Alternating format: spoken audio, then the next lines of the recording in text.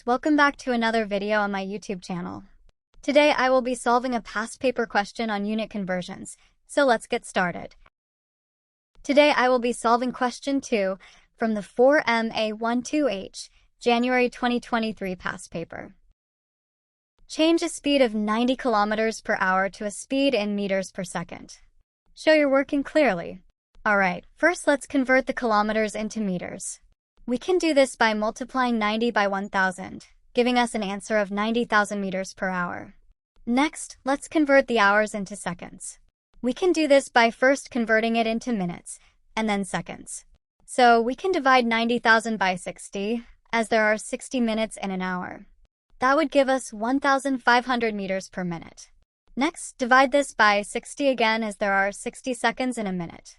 That would give us 25 meters per second as our final answer. Please like and subscribe for more videos like this, and if you have any doubts, feel free to comment them down below. I'll be glad to answer.